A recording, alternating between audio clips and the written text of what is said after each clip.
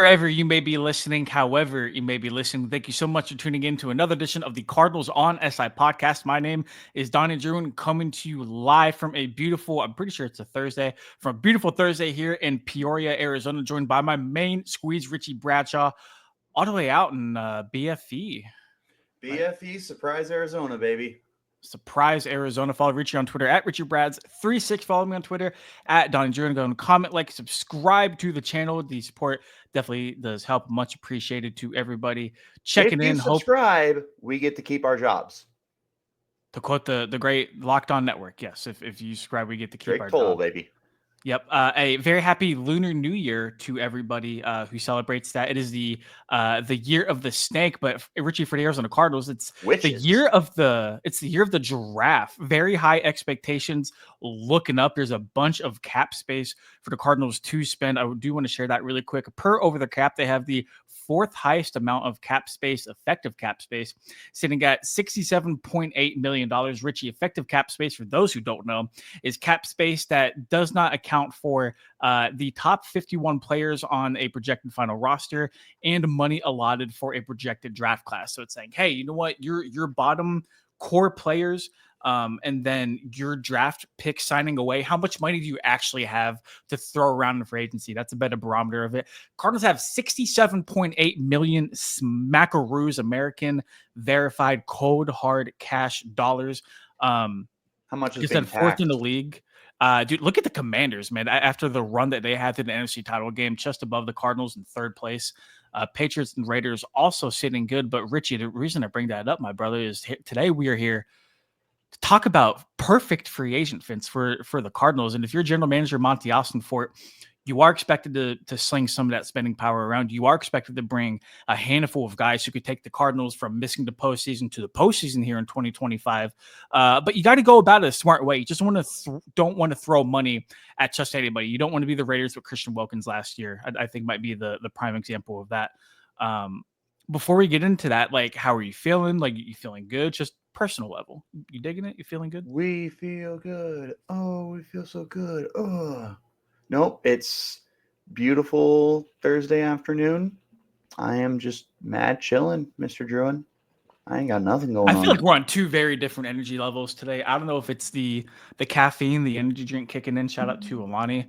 I don't know if it's just because I'm hyped to spend quality time with like one of my besties for the resties.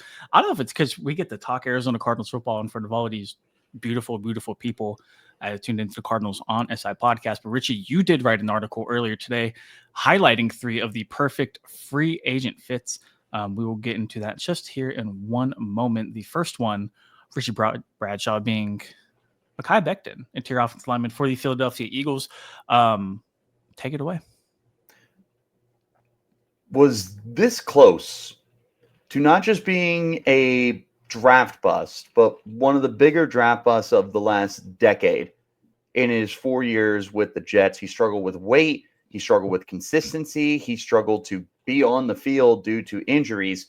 He was supposed to be their left tackle of the future. The dude is a mammoth. He might as well be Shaq-sized with how built he is, and just didn't work out. So he goes to Philadelphia. They give him a 1-year deal, kind of prove it. Let's see if we can work with you. They move him inside the guard, which is really weird to have a 6'8", 350-pound offensive guard, but it worked for him. And he's going to be entering free agency. And Donnie, he's pretty dang young, man. He's got a lot of good years ahead of him. He's only turning 26 in April, and he's coming off a borderline Pro Bowl season. I feel like not only can you add him to this offensive line and get an immediate boost from the guard position, which is kind of a weird spot for the Cardinals right now with the guys that are leaving and the age that's there. But I also think that you can get him on a budget because he only did it 1 year. You got to prove it again. I'd give him a 3-year deal or something like that. That's incentive based and, just not going to kill you. And I mean, best case scenario is he continues playing like he does. Worst case is, you're not losing too much money and you can get him off the books quickly. Yeah. Do you think because obviously teams are going to look at his 1 year of like really good production and say, okay, this was only 1 year. We need to see it just maybe a little bit more before we hand you a bag. Do you think Becton's Good camp, offensive line. do you think Becton's camp might be moving into this offseason saying, hey, like you've seen us produce, like we're just coming off of like a hot year. You need to pay us if you want to lure our guy away from some of these other teams. Yeah, no, that's the way they're going to play it. Now, will it work out that way? I don't really know, especially because this is a guy, like I led off, was this close to being a colossal draft bust. He was someone who was taken with the 11th overall pick with the intention of being the franchise left tackle. We all know how important that is. And for the New York Jets, who have just swung and missed so consistently on their first round picks, and especially the guys who are supposed to be franchise cornerstones, Yeah. this is a catastrophic miss. So he's only got 1 year of really good play. I tell you, it was either his first year or his third year with the Jets. He was pretty darn solid. But overall, I mean, for the course of his 5 years in the pros, he's been a lot more down than he has been up. And again, his camp is probably going to bet on the whole, we figured it out. We're comfortable. We're going to be a really good player moving forward. But again, I don't know if that's going to be a successful ploy for his camp to try and negotiate a big deal or a long-term deal. Sure, and you talked a little bit about the guard spot being a weird position for the Cardinals moving into this offseason. I think that's a really good way to put it because you look at the left guard spot. Evan Brown, who was the starter at left guard, only signed a 1 year deal last offseason. I don't think he was like Pro Bowl great by any means, but like I do think he was a solid. Just you need a guy there, plug him in. I don't think he was bad by any stretch of the imagination. I don't think his play necessarily popped off of the tape. I do like how he plays with a mean streak, but regardless, he's heading into free agency. You look at the right guard spot. Will Hernandez only played 4 or 5 games before I think he tore his ACL. Out for the year. He set to hit free agency, and then the two guys you saw play at that right guard spot in his place, Tristan Colon and Isaiah Adams. It's like, are we really comfortable right now moving into 2025 with either of those names being the full-time starter? I'm not exactly sure how they feel with that. I'm not sure how they feel about bringing back Will Hernandez. I think if they do bring back Will, Josh Weinfuss put out an article on ESPN. I don't think it was his article, but he just contributed to it, where he said Hernandez might be expected to be ready by training camp, if not sooner. So it sounds like Will is going to make a really good recovery from his tear, and he should be good to go. I think the Cardinals like him. I think Will likes being in Arizona. I would like to see him back with the Cardinals in 2025. So that would solve the right guard spot. But in terms of like left guard, Becton, if you think you can get him, I don't think this is the offseason to go like value shopping, like bargain bin browsing at all. But if you can get him for like about what market value is, like you said, he's 26 years old. If you can get him on a 3-year deal and get some good football out of him before he even turns 30, I think that would be an absolute win. Yep. So I see this in a very similar way to Hassan Reddick, where his first few years he just wasn't being used right. He couldn't get anything going. He gets moved to edge rusher full time and explodes. He leaves, takes a prove it deal with the Panthers, has another good year, goes to the Eagles, gets a decent deal, and then tries to cash out. And unfortunately, he's probably looking at another mid-level deal, but that's kind of the way I see this Becton situation is he couldn't figure it out. He gets moved to an inside spot and proves himself. Now, is he going to be able to secure a long-term deal? I don't know. And I wouldn't be surprised if he got another 1-year deal to confirm that, you are a starting caliber guard with the upside to be a Pro Bowler. I don't know that this is the offseason for him to be able to secure that long-term deal. I think he might be looking at another situation where it's like, it looked good. Can you do it again? He might be one of those guys that gets that like 2-year deal where the money is front loaded on the first year, and if he plays bad, the team can easily just cut ties with him after the second year. And I wouldn't be surprised at all. That might be a good option for the Cardinals, to be honest, to maybe get him on the 2-year deal where you're banking on him being good, and if he isn't good after that 1 year, you just cut financial commitment from him right away, moving into 2026. So I mean, he seems to have found his footing at guard. I mean, Becton's an extremely big but like athletic guy for a reason. I definitely think that's something that the Cardinals can use in their offense with how they love to run the football. So I do like that fit right there. We will put the article in the description for everybody to actually read the comment.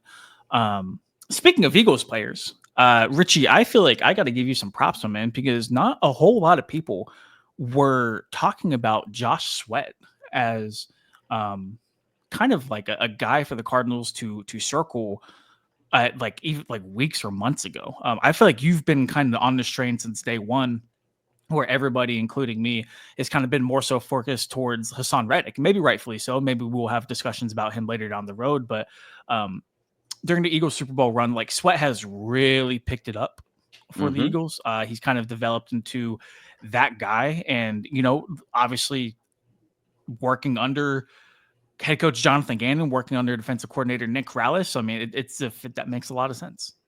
It does. And that's the biggest reason why I like this fit so much is not only does it just make a lot of sense to bring him in, feels like a good fit for this team, but he also had his best seasons under Jonathan Gannon. When he made the Pro Bowl, I believe it was 2021. I know I had it in the article here somewhere. I don't know. But when he had made the Pro Bowl, it was under Jonathan Gannon. And in the 2022 season, where they went to the Super Bowl, he had his career best 11 sacks. That was the year that the Eagles had like 4 players with double-digit sacks. They had like 60 total sacks.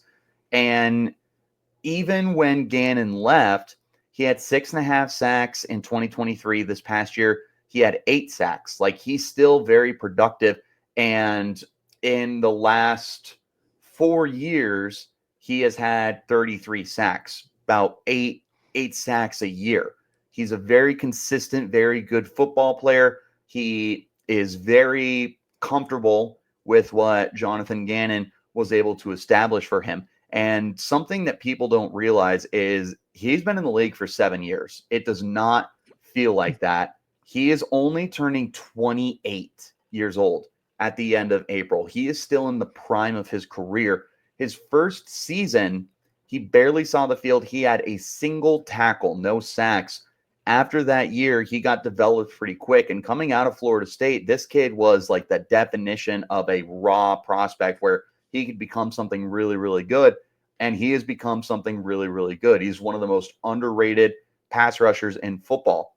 Give him back to Jonathan Gannon, who needs a star edge rusher. I love it, and I would splurge on him because I think that he's worth it. I was gonna say, what kind of money do you think Sweat is looking at? Because it feels like every offseason, those guys who are performing really, really well. Not that Sweat is going to reset the market by any stretch, but like it does feel like if he even just caps off a great season with like a great Super Bowl outing, regardless of win or loss, that Sweat might be looking at a pretty decent payday moving into the offseason. And if we're a Cardinals team who has a lot of cap space, certainly they can make that happen. But I mean, like you said, like Sweat has a lot of experience, 33 sacks the last 4 years. I think Sweat has played at least 16 games at minimum the last 4 years of his career, if I'm not mistaken. So he's been available, and the best availability, the best ability. You know what? Go ahead, talk. The best ability is availability. Donnie, the top edge rushers right now that should compare to what he's worth, and this is what I would be comparing if I am in his camp and his agent, is about $28 million a year. Josh Hines-Allen, who just got paid this last offseason, he was 28 years old, 28.250. Brian Burns, 27 years old, got 28.2. Who's another recent one? Montez Sweat, 29, got 24.5. Daniil Hunter at 31 got 24.5. Rashawn Gary is getting 24 a year. These are all very similar players to where Josh Sweat is right now. First overall for average per year, Nick Bosa, 34 million. So he's not going to sniff that. He's not going to get 30, but 28 is absolutely the ballpark here. And again, he is more than worthy of that contract. Like, I know I was gonna say, do you think he's worth 28 per year? Yes, absolutely. Yeah? Okay. let's compare him to Josh Hines Allen, who is from the 2019 draft. So in his career, he has 53 sacks over 6 years. Josh Sweat has 43 over 7 years. He also didn't have a sack as a rookie. Josh Hines Allen has 2 double-digit sack seasons. One of them was 17 and a half sacks. Josh Sweat has a single double-digit sack season, but he's been arguably more consistent. Although, in fairness to Josh Hines Allen, he does a lot more than just sack the quarterback.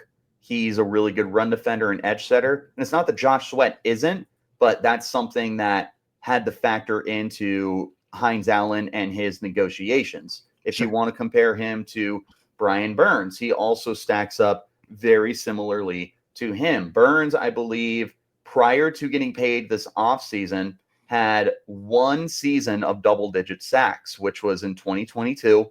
Otherwise, 7.5, 9, 9, 8, and then he had 8.5 this past year. Super consistent, but these are guys that aren't leading the league in sacks. Yeah. Josh Sweat is not leading the league in sacks, but he is super comparable to those guys who were getting 28 a year.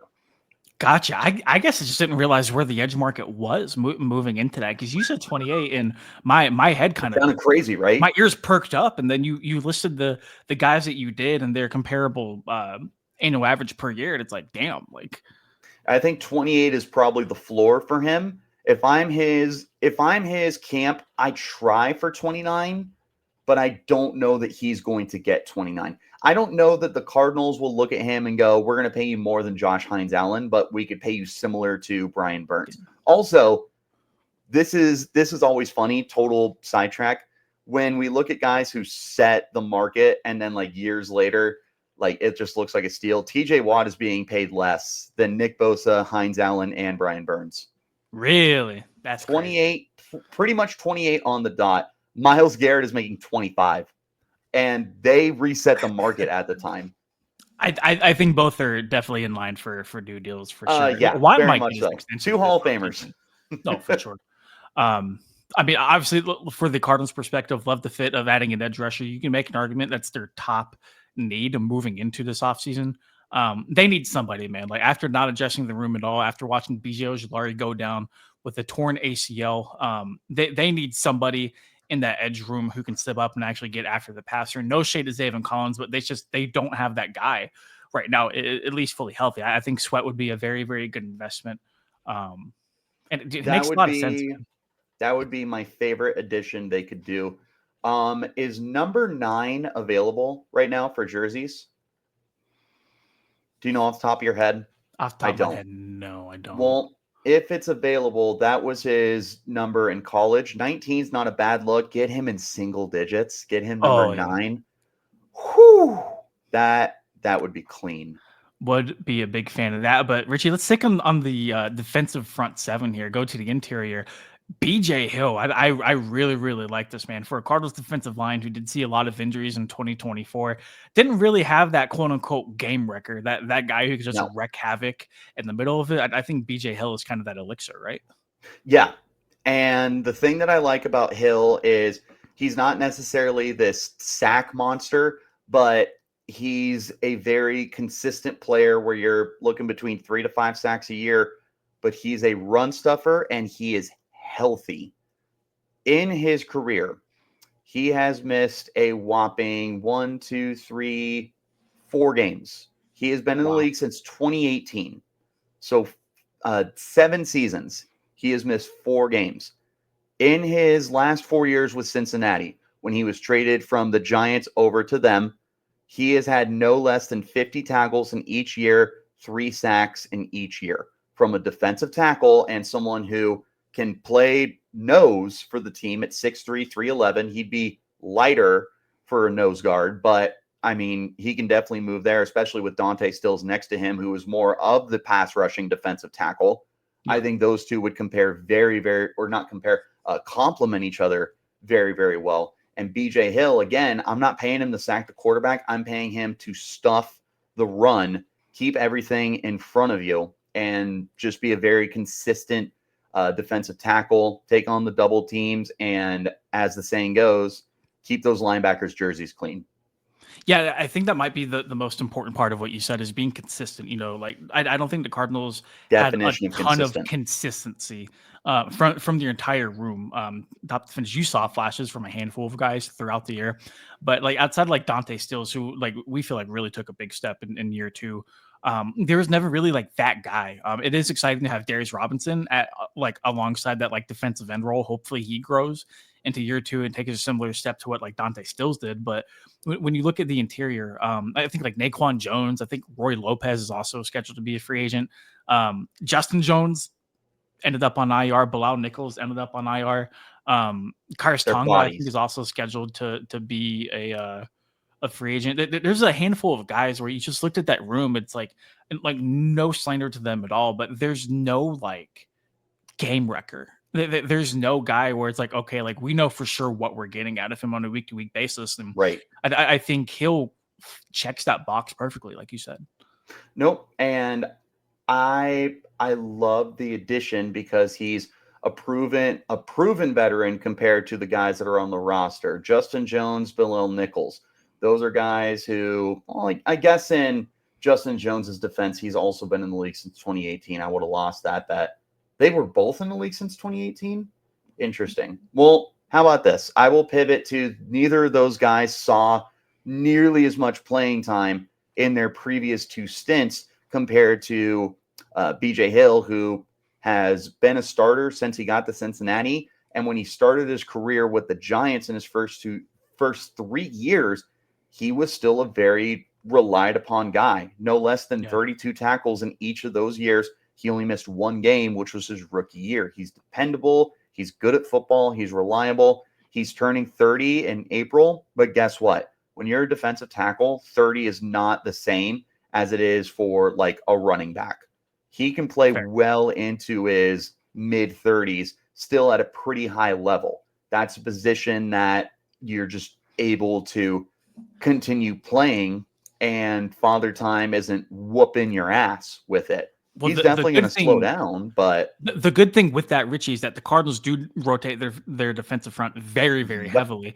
Also notable too is that defensive line coach Derek LeBlanc was reportedly like relieved of his duties a couple of days ago, so they might be looking for something different along that defensive line. BJ Hill definitely fits that narrative too. And Richie, we were talking before we started recording. You said you like this 3-man list because you feel like all three of these signings can happen this offseason. Yeah. Yep. I think you can get all three of those guys, and it would be a dream come true for this team if you were able to pull all three in. And I think that they're all very manageable contracts. Josh Sweat, he's going to break the bank. He's not going to reset the market, but you're going to pay him. But he's going to be worth it. You get him on a 4-year deal that's going to take him into his very early 30s when you can still reevaluate giving him another contract. How crazy is it? That would be his third deal since coming into the league. That's wild. That's the props of being so young, but also being able to play up to your potential. But you lock him up for a 4-year deal. He continues to do what he's doing. You revisit it and potentially give him another extension. But he is instantly the best pass rusher on this team. I'd put him no lower than like a top 3 defender. I don't know if I'd put anyone except Budda Baker ahead of him, considering the guys that you'll be losing. Potentially Jalen Thompson, which we've talked about before. Kaiser White is a free agent. Other than that, I mean, he would instantly step into this team and become a superstar. Becton, I think he might be a 1-year, maybe a 2-year front-loaded deal. BJ Hill, I think he's looking at a 3-year deal. He's not going to be cheap, but he's not going to be one of the top 10 highest paid defensive tackles, especially because he's just not really a pass rusher. You'd be paying him to be a veteran and just be a very reliable, consistent player. So you could get those 3 guys, and I feel like you would be able to still be comfortably under the cap if you want to sign maybe one other really like an okay player You can still retain your draft class. Maybe you bring back a couple of your guys, and then moving forward, kind of play it from there. But I do think that all three of these guys are realistic targets together, not just in theory. Like oh, it'd be really cool if you could bring them all in, but it'd be really difficult. It's like no, you could bring them all in, and you could definitely make it work, especially with someone like Monti Ossenfort, who is very, very smart when it comes to maneuvering the cap. So let me ask you this before we head out, because the Cardinals did pay Bilal Nichols and Justin Jones pretty hefty contracts last offseason. Not that that should factor into what the Cardinals do this offseason, but like, what do you think the difference is between BJ Hill getting that money and guys like Justin Jones and Bilal Nichols getting that money? The difference to me is, like I said, with no offense to Nichols, no offense to Jones, they were not relied upon as much by their previous teams, and they certainly were not as consistent as what BJ Hill has been. BJ Hill has basically been a starter each of the last 4 years. Bleeding back to the Giants, I'm sure he had more than a handful of starts there. He's only missed 4 games in his career. Jones and Nichols are coming off of IR, and he's just been a very, very good football player. There's pass rushing potential. His career high is 5.5. So, I mean, it's not like you're expecting this dude to take over and be some all pro. He's at 5.5 twice for what it's worth. But, oh, and interesting, 5.5 his first year with the Giants, 5.5 his first year with the Bengals. So, if trends 5.5 first year continue, with the Cardinals? 5.5 his first year with the Cardinals. But the consistency, the production, being a veteran, and being available, being healthy, that is what separates BJ Hill from those two and even some of the other guys on the market that you wouldn't be trying to break the bank for. I love BJ Hill. Yeah, no, I think all three of those guys you listed, but like you had said, it would be good if they got one of them, but it's also not super unrealistic if they were to go out and get all three of them, just depending on what deals and what contracts they could be worked out with. Um, yeah, I think you hit the nail on the head. All three guys, either individually or collectively, would be great hits for them. Real quick, because I had to look up that number 9. BJ Ojulari has it. I thought he went to 8. 8 is retired for Larry Wilson. That's right. So that would be probably unrealistic for him to grab number 8 at that or number 9 at that point, because I doubt that BJ is going to want to change his number for the 3rd time in 3 seasons, unless he goes the Buda Baker route and is able to just figure it out. But we'd have to play around with it. I don't think 19 is taken, so he could keep 19. Maybe he finds a different number. Dude, hear me out. Number 0. Ooh, Zach Pascal is hitting free agency. He sure is. I would like to, if Ojulari moved his number another time, I would like to see him take 0. I think Ojulari with the 0 would look very, very clean. But it's neither here or there. Any of those 3 guys would look great in Cardinals jerseys. Really great list by Richie. And then, like I said, we'll put the full article in the bio so everybody can read that and check out all of our work at si.com/NFL/Cardinals. So thank you so much for tuning in to another edition of the Cardinals on SI podcast. For Richie Bradshaw, I am Donnie Druin. Go comment, like, subscribe on the video below. It definitely helps. Follow Richie on Twitter at RichieBrads36. Follow me on Twitter at Donnie Druin. Happy comment who you want. Comment who you want. Or comment which of the 3 I named you would like the best. Ooh, I do like that. Until next time. I like you. I like you more. See you guys.